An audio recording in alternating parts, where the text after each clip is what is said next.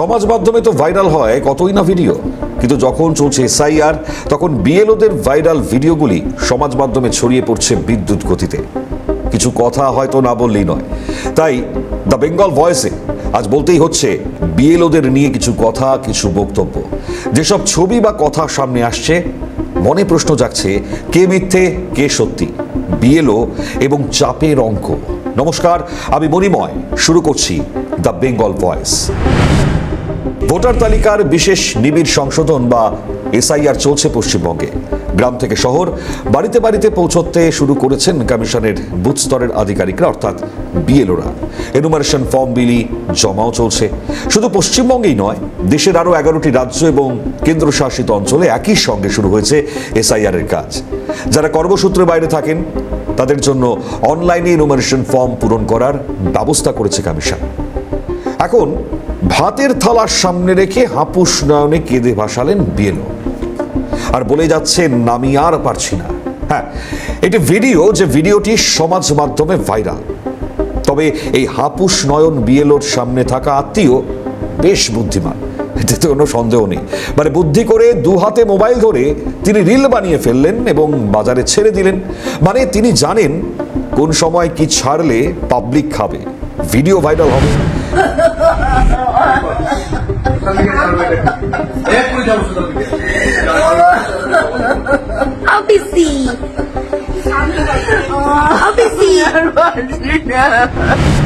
যাই হোক, চাপ নিতে পারছি না শুধু তিনিই বলছেন এমনটা তো নয়। আমরা বিক্ষোভের মারাত্মক ছবিও দেখলাম। নির্বাচন কমিশনের সিইও দপ্তরের সামনে সেই ছবি চলেছে, যেখানে ব্যাপক বিক্ষোভ থেকে বিএলওদের যে দাবি তা উঠেছে।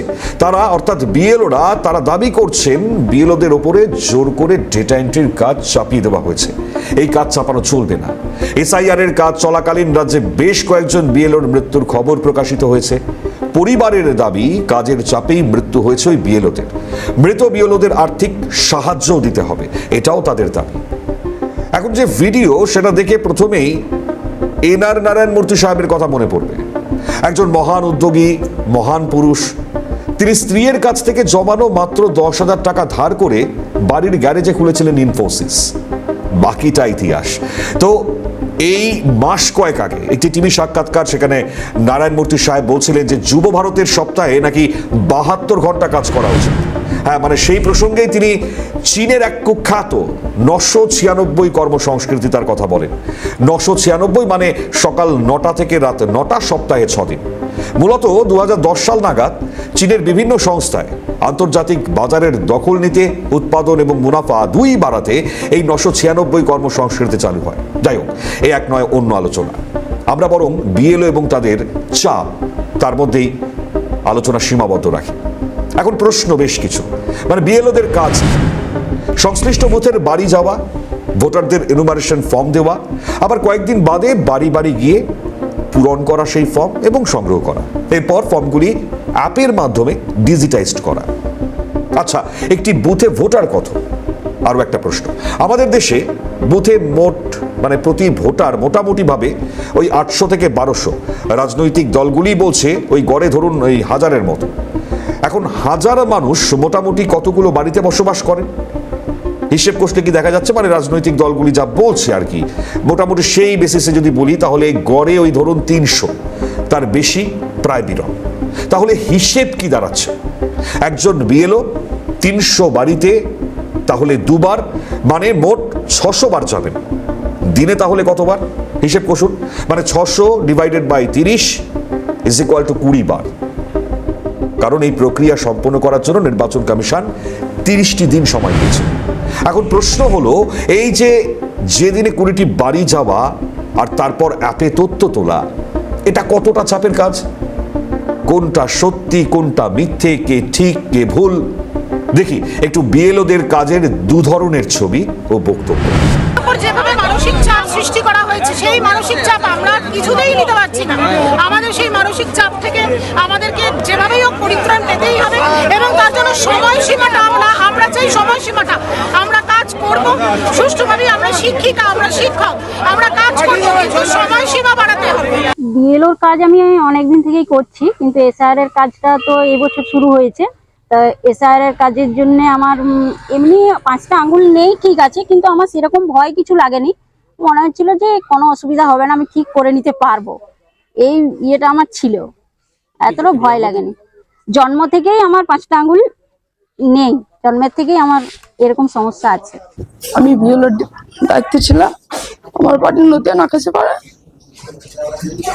শারীরিক অসুস্থ, মানে টাইমটা যদি আর একটু বেশি দিত, সেটা 2 বছরের কাজ আমাকে 1 মাসের মধ্যে করতে হবে, তবে 1 মাসও নয়, এরকম ডেডলাইন ছিল যে 25 তারিখের মধ্যে সবকিছু তুলে দিতে হবে।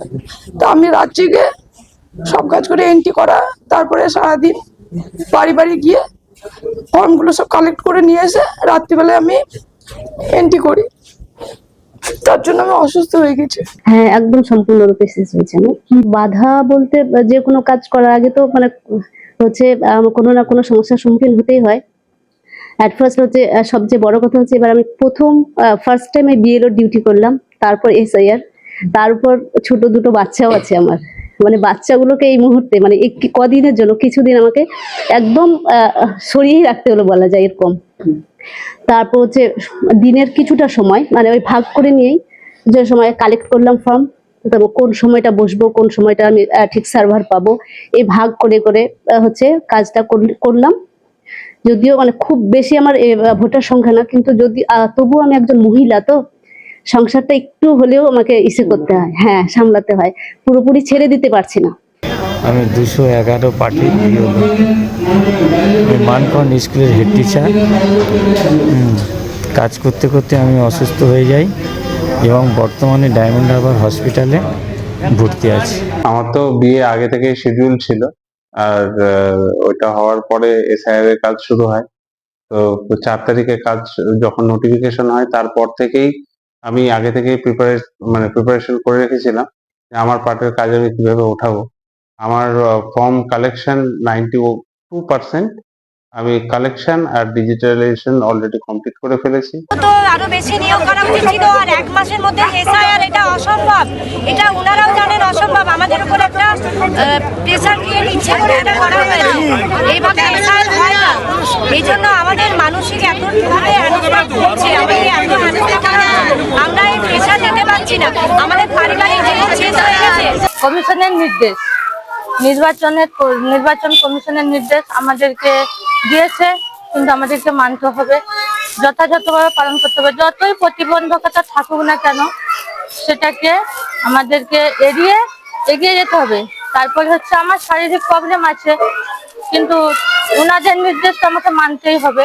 আপনারা দেখেছেন যে ইসিআই এর যে অপরিকল্পিত প্ল্যানিং, আনপ্ল্যান্ড এন্ড আনঅর্গানাইজড যে এসআইআর, সেই এসআইআর কে বলবৎ করতে গিয়ে আমার আপনার ঘরের সাধারণ শিক্ষক শিক্ষিকারা বিএলওর দায়িত্ব পালন করতে গিয়ে সঠিক সময় না দিয়ে অল্প সময়ের মধ্যে মানসিক নির্যাতনের শিকার হয়ে তারা আজকে আত্মহননের পথ বেছে নিচ্ছে। এখনো অনবরত কাজ চালিয়ে যাচ্ছি। মোটামুটি এত অসুস্থতা থাকা সত্ত্বেও আমি 80% কাজ কমপ্লিট করেছি, বাকি 20% কাজ আমার এখনও আনকমপ্লিট রয়েছে। তো আশা রাখছি এটাও আমি কমপ্লিট করব। আসলে রাত জেগে কাজ করতে হয়, ঘুম হয় না সেরকম, তারপরে অনলাইনের সমস্যা থেকেই আছে।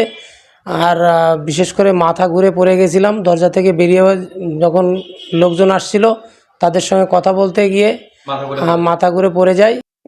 কমপ্লিট করে মানে খুবই ভালো লাগছে, কিন্তু মনে হচ্ছে যেন একটা বিশাল যুদ্ধ জয় করলাম। মানে এইভাবে যে এইগুলো কালেকশন করা ডিস্ট্রিবিউট করে এইভাবে নির্ধারিত সময়ের মানে মধ্যে যেটা বেঁধে দিয়েছে, সেই ওর মধ্যে কমপ্লিট করাটা, এটা রীতিমতো চ্যালেঞ্জিং এর ব্যাপার হয়ে দাঁড়িয়েছিল। আচ্ছা, আপনারা কি জানেন এই যে হাসপাতালে যান যেখানে জুনিয়র চিকিৎসকরা আরএমওরা সপ্তাহে 2 দিন 24 ঘন্টা ডিউটি করেন, রাস্তায় ট্রাফিক সামলানোর যে পুলিশ বা থানার ডিউটি যারা করেন তারা প্রায় 12 ঘন্টা কাজ করেন জানতেন? হাকিমপুর সীমান্তে গিয়ে যে সংবাদকর্মীরা একেবারে হাটে হাড়ি ভেঙে দিলেন, তারা দিনে কত ঘন্টা কাজ করেন জানেন? এই যে নুন বা পান্তা যা ইচ্ছে যখন ইচ্ছে অনলাইনে অর্ডার করছে, পরিসংখ্যান বলছে অনলাইনে সাইটগুলো সুইগি, জোম্যাটো, ব্লিঙ্কিট, জেপ্টো যাই বলি না কেন আমরা, সে সমস্ত ডেলিভারি বয়রা প্রায় 40 থেকে 60টি বাড়িতে প্রতিদিন যাচ্ছেন। এরা সব কাজের চাপে হাঁপুস নয়নে কি কাচ্ছে? ঘাবড়ে গিয়ে ট্রেনের সামনে লাফাচ্ছে বা ওই আঙুলবিহীন হাতে কি সুইসাইড নোট লিখছে? কখনো শুনেছেন? এসআইআর আসলে আমাদের এক বিরাট বড় প্রশ্নচিহ্নের সামনে দাঁড় করিয়ে দিয়েছে। একদিকে বাংলায় অনুপ্রবেশের সব কৌশল যেমন ফাঁস করে দিয়েছেন, তেমনি এসআইআর এর স্ক্যানে ধরা পড়ছে এক গভীর অসুখ। ওই কর্মবিমুখতা আর কর্ম অদক্ষতার কঙ্কাল বেরিয়ে পড়েছে সর্বত্র। বিভিন্ন ইউনিয়ন আর সংগঠনের স্নেহ ছায়ায় চামড়ার চর্বিতে কর্মদক্ষতা নয়, আনুগত্য ইনজেকশন দেওয়া হয়েছে দশকের পর দশক। আর আহ্লাদিত বাঙালি তাতেই মোক্ষ এবং মুক্তি খুঁজেছে। তাই আজ সহজ সিলেবাসও অজানা দুষ্কর লাগছে। একটা ছোট্ট গল্প দিয়ে শেষ করব। দুজন পরিযায়ী ভাইয়ের গল্প। কাজের সূত্রে দিল্লিতে থাকতে হয় ইন্দ্রজিৎকে। তার ফ্ল্যাটে বাথরুম পরিষ্কারের জন্য অনলাইন একটি কোম্পানির সার্ভিস বুক করেছিলেন। ওই প্রতি সপ্তাহে যা করতে হয় আর কি। কিন্তু তিনি বলছেন 2023 সালের সেই এক রবিবার চমকে দিয়েছিলেন, কারণ যে দুজন এসেছিলেন তারা ইংরেজ বাজারে দুজন পরিযায়ী ভাই। হ্যাঁ, তারা 1000 মাইল পথ পেরিয়ে আসলে এসে তো ছিলেন এই অ্যাপ নির্ভর মেথর পরিষেবা দিতে, তাই না? জানেন তো, সেই পুরো প্রক্রিয়ায় কায়িক শ্রম ছাড়াও ডিজিটাল জ্ঞান লাগে। সাইট মানে ওই বাথরুমে দাঁড়িয়ে নিজের সেলফি তুলে আপলোড করতে হয়, ওটিপি নিয়ে অ্যাপে আপলোড করতে হয়, কাজ শেষে ফিডব্যাক লিংক পাঠাতে হয়। জানেন নিশ্চয়ই। প্রশ্ন হলো, অষ্টম শ্রেণী ফেল দুজন পরিযায়ী শ্রমিক সেটা পারে, আর আপনি পারেন না? বিএলও। দ্য বেঙ্গল ভয়েস আজ এখানেই শেষ করছি। দেখতে থাকুন সিএন।